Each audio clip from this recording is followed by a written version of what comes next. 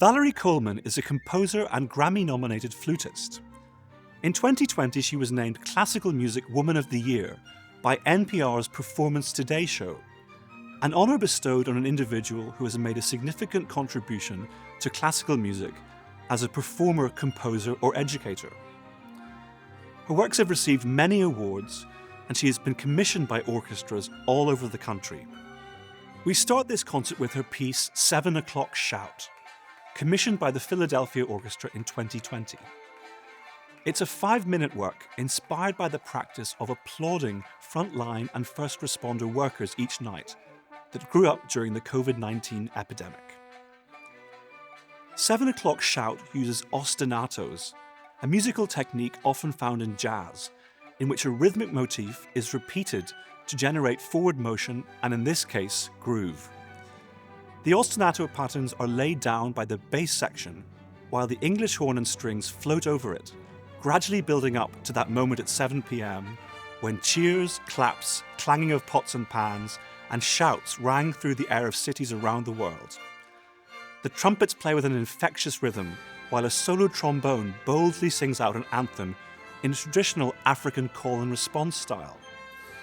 The entire orchestra shouts back in response, and the ensemble rallies into an anthem that embodies the struggles and triumph of humanity. The work ends in a proud moment in which all the instruments come together with grateful hearts to acknowledge that we have survived yet another day. In 1958, the great American composer Aaron Copland was commissioned by public television to compose an opera. Based on a story about a Midwestern farming family's struggles during the Depression, it was his only full-length opera. In the end, the television station rejected the work, and it was premiered on stage at New York City Opera, directed by Jerome Robbins. The transfer from set to stage was not entirely successful, and the opera did not finish its run or enter the repertoire. Deeply disappointed by its failure, Copland later rescued some of the opera's most striking music by turning it into an orchestral suite premiered by the New York Philharmonic. The suite found the success that eluded the opera and is full of the wholesome, vibrant music that we associate with Copland's American voice. The suite is based on 3 parts of the opera: a sensitive love duet, a lively and rustic square dance, and a stirring and beautiful passage entitled The Promise of Living from a quintet at the end of the opera's first act. This will be a rare opportunity to hear one of Copland's less well-known scores, which I think deserves a permanent place in the repertoire. Our final work is much more familiar, but is the result of a fascinating turn of events. In 1893, Antonín Dvořák was living in New York, where he had recently been appointed principal of the newly founded National Conservatory of Music.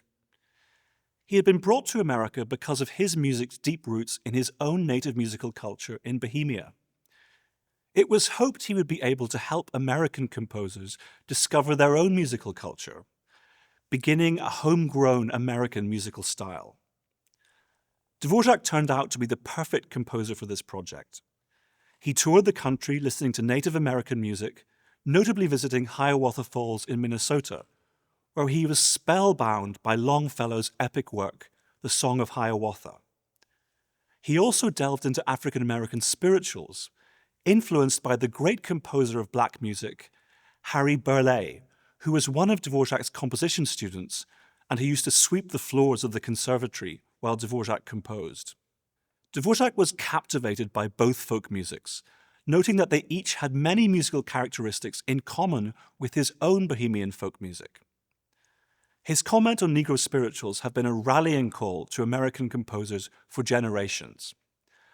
He said, "I am convinced that the future music of this country must be founded on what are called Negro melodies. These can be the foundation of a serious and original school of composition to be developed in the United States. These beautiful and varied themes are the product of the soil. They are the folk songs of America, and your composers must turn to them." The Ninth Symphony, From the New World, was commissioned by the New York Philharmonic, with its first performance in 1893. Throughout this most popular of symphonies, Dvořák's melodies are tinged with the sound of his own folk music, Native American and African American musics, Although he never actually quotes anything directly, he simply composes under the influence of what he'd heard in America, just as he had done at home in Europe.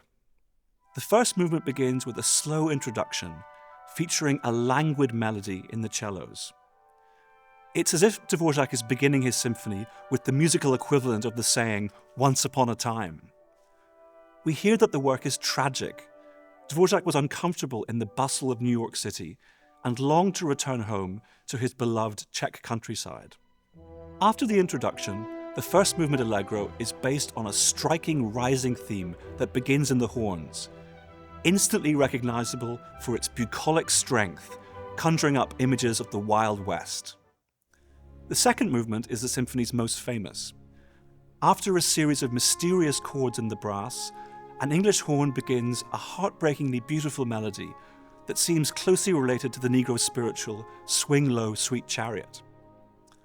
The third movement, however, is pure Bohemia, a thrilling scherzo full of the dance rhythms of Dvořák's homeland, although Dvořák later said in a newspaper article that he was thinking of the feast scene in Longfellow's Hiawatha, in which the Native Americans dance.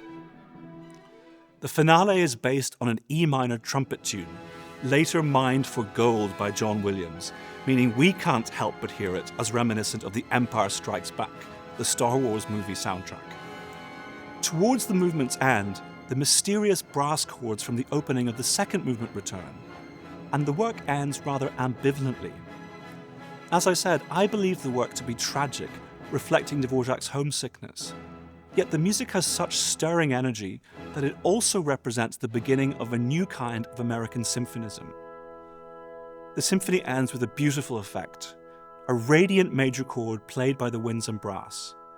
Halfway through the chord, the brass drop out, leaving the winds alone. The sound seems to glow from within. For these concerts, we welcome conductor Shiyeon Sung, the first female conductor from South Korea to conduct globally recognized orchestras. I'm really looking forward to hearing the performances with you in the audience.